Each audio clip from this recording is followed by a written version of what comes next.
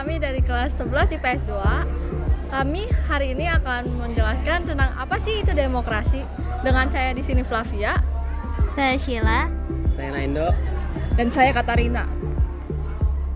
Demokrasi berasal dari bahasa Yunani demos yang berarti menampur rakyat dan kratos yang berarti kekuasaan. Sehingga sistem pemerintahan demokrasi merupakan pemerintahan dari rakyat, oleh rakyat, dan untuk rakyat. Oleh karena itu, sistem pemerintahan demokrasi merupakan sistem pemerintahan yang mengakui hak rakyat untuk ikut serta dalam kehidupan bermasyarakat. Setelah mengetahui pengertian dari demokrasi, selanjutnya kami akan menjelaskan aspek historis dari demokrasi. Jadi, aspek historis dari demokrasi itu dimulai di Athena, Yunani kuno pada saat abad ke-5 sebelum Masehi. Di Yunani kuno diterapkan sistem demokrasi yang bebas di mana semua warga kota, terutama warga laki-laki yang memiliki kewarganegaraan dapat berpartisipasi langsung di pemerintahan atau berpolitik. Lalu dilanjutkan serta berkembang pada saat Romawi kuno. Jadi, demokrasi juga berkembang lagi ke Romawi kuno. Di Romawi kuno diterapkannya sistem demokrasi terbatas di mana rakyat bisa memilih wakil mereka dalam Senat Romawi untuk berpartisipasi langsung dalam berpolitik. Selain itu, demokrasi juga muncul kembali di Eropa setelah abad pertengahan di Inggris pada abad ke-13 seperti Magna Carta. Lalu dilanjutkan dengan Revolusi Amerika dan Revolusi Prancis yang dimana Amerika mengeluarkan Deklarasi Kemerdekaan Amerika dan Prancis Deklarasi Hak-Hak Asasi Manusia dan Warga Negara Prancis yang menggagasi pokok-pokok dari demokrasi dan hak asasi manusia. Dan pada abad ke-20 hingga saat ini, demokrasi telah menyebar ke seluruh dunia dengan variasinya masing-masing.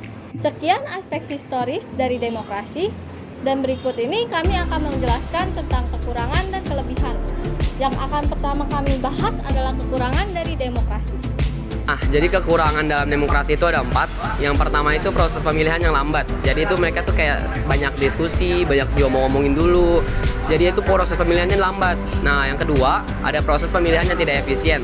Proses pemilihan ini tuh kayak yang misalkan yang dibutuhkan masyarakat itu ini, namun yang dipilih ini. Jadi itu tidak guna untuk masyarakat. Yang ketiga itu ada korupsi. Nah, korupsi ini menjadi salah satu masalah yang ada di Indonesia. Seperti yang dilakukan DPR dalam korupsi, mungkin bansos, uang masyarakat. Nah, itu tuh sangat merugikan untuk satu negara, khususnya Indonesia. Dan yang terakhir ini ketidaksetaraan dalam pemilihan.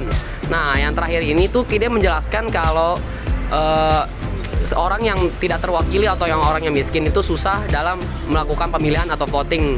Nah, jadi begitulah kekurangan-kekurangan dalam demokrasi. Nah, di samping kekurangan-kekurangan itu, demokrasi ini memiliki kelebihannya loh. Nah, kelebihan-kelebihan ini akan dijelaskan oleh Katarina. Nah, yang pertama itu partisipasi rakyat. Demokrasi memberikan warga negaranya hak untuk ikut ambil bagian dalam keputusan politik. Contohnya itu pemilihan umum dan pemungutan suara.